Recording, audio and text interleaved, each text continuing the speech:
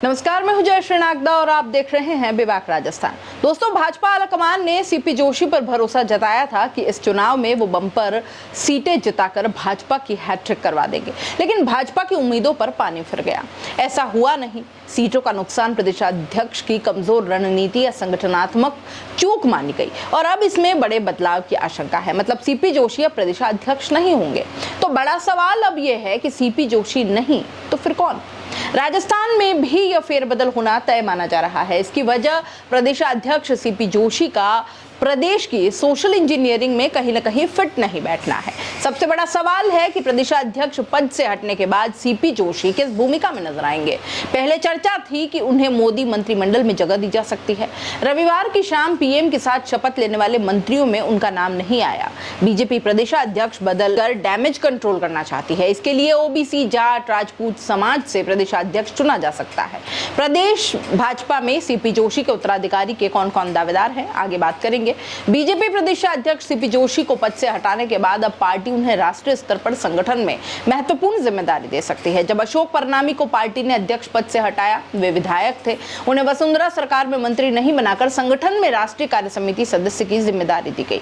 इसी तरह से सीपी जोशी को भी पार्टी राष्ट्रीय स्तर पर संगठन में महत्वपूर्ण जिम्मेदारी सौंप सकती है। उनके संगठन के अनुभव को देखते हुए चुनावी राज्यों में प्रभारी की महत्वपूर्ण जिम्मेदारी भी सौंप सकते हैं। इन लोकसभा चुनावों में भी सीपी जोशी ने उड़ीसा में कई सीटों पर प्रचार और मैनेजमेंट संभाला। उड़ीसा में बीजेपी की परफॉर्मेंस अच्छी भी रही। ऐसे में सीपी जोशी को किसी राज्य का प्रभारी भी बनाया जा सकता है।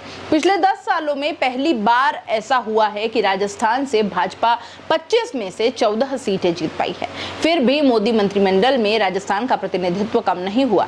इसकी वजह को समझने की कोशिश की जाए तो लगता है कि भाजपा राजस्थान में हुए नुकसान की भरपाई पहले दिन से ही करना चाहती है। अब बड़ा सवाल ये उठता है कि बीजेपी प्रदेश में संगठन का मुखिया आखिर किसे बनाएगी। मौजूदा समीकरण के हिसाब से देखें तो बीजेपी प्रदेशाध्यक्ष की जिम्मेदारी किसी मूल ओबीसी के नेता को दी जा सकती है और इसके सबसे ज्यादा संभावनाएं बनती है। दावेदार नंबर इसमें एक अगर देखा जाए तो मदन राठौड़ है। ये घाची जाति से आए हैं, पीएम मोदी के करीबी हैं। इस साल ही राज्यसभा गए हैं, पाली की सुमेरपुर सीट से 2 बार विधायक रहे हैं और संगठन का लंबा अनुभव है। वहीं 2013 से 2018 तक वसुंधरा राजे की सरकार में राठौड़ उप मुख्य सचेतक भी रहे हैं।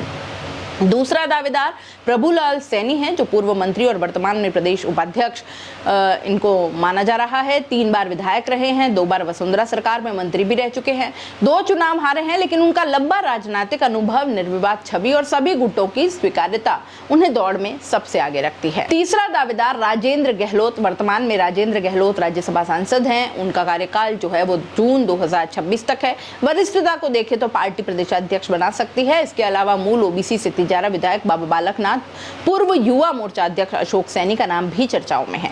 मूल ओबीसी से अध्यक्ष नहीं बनाने की स्थिति में सबसे अधिक प्रबल संभावना जाट समुदाय से अध्यक्ष बनाने की होगी।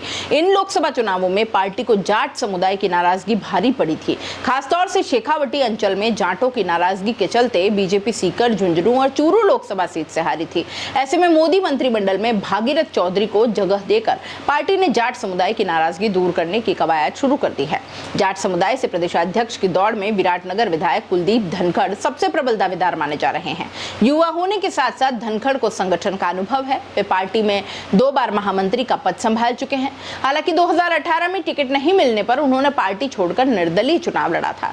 इस चुनाव में हार के बाद वे फिर से पार्टी में लौट आए। राजपूत समाज से दावेदारों की बात करें तो सबसे प्रबल दावेदार पार्टी के महामंत्री श्रवण सिंह बागड़ी हो सकते हैं। बागड़ी युवा होने के साथ साथ संगठन का अनुभव रखते हैं। पार्टी में मंत्री, उपाध्यक्ष और अब महामंत्री की जिम्मेदारी संभाल रहे हैं। उन्हें सीएम भजनलाल शर्मा और प्रदेशाध्यक्ष सीपी जोशी का करीबी माना जाता है। वे सीपी जोशी की टीम में उपाध्यक्ष के तौर पर काम कर रहे थे। लोकसभा चुनावों में पहले सीपी जोशी ने उन्हें प्रमोट करके महामंत्री की जिम्मेदारी सौंपी थी। तो दोस्तों, खास मुद्दे की बात और उन लोगों के काम की बात जो बनना चाहते हैं सोशल मीडिया यानी यूट्यूब और इंस्टाग्राम पर एक बड़ा इन्फ्लुएंसर और महीने के हजारों लाखों कमाना चाहते हैं, तो आपके लिए बेबाक राजस्थान इसके क्रिएटर्स के साथ में लेकर वो चीज आए हैं, यानी कि मास्टर क्लास कोर्स लेकर आए हैं जो आपको बनाएगा इंस्टाग्राम और यूट्यूब का बादशाह। आप YouTube के चैनल पर 0 से लाखों सब्सक्राइबर और इंस्टाग्राम पर भी 0 से लाखों लाखों फॉलोअर्स कैसे बनाने हैं, कैसे बनेंगे, यूट्यूब चैनल बनाने से लेकर लाखों सब्सक्राइबर गेन करने तक हर छोटी से छोटी जानकारी इस मास्टर क्लास के अंदर आपको सिखाई जाएगी। सब कुछ सिखाएंगे। 2 महीने की ये मास्टर क्लास है। हर हफ्ते 5 क्लास होंगी। आप बन सकते हैं जीरो से हीरो। हर वो टेक्निकल नॉलेज जिसके बूते पर आप अपना चैनल ग्रो कर सकते हैं और लाखों कमा सकते हैं। तो देर किस बात की, नीचे लिखे नंबर पर कांटेक्ट करो और अपनी सीट बुक करवा लो, क्योंकि बहुत सीमित सीटें हैं। बाकी फीस कितनी है, आपको और क्या क्या जरूरी जानकारी चाहिए, वो सब कुछ आप इस नंबर पर पूछ सकते हो।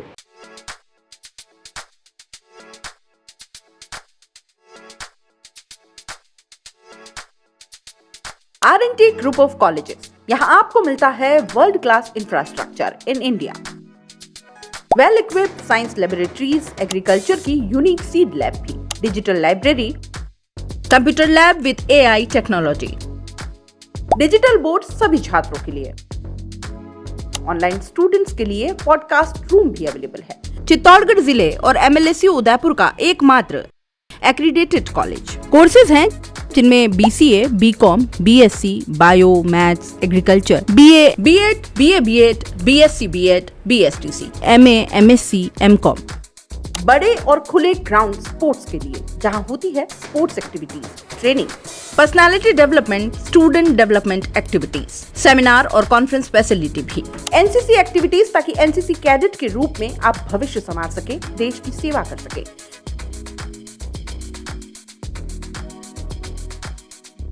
ये विजन है R&T and Vivekananda group of colleges के चेयरपर्सन डॉक्टर वसीम खान का।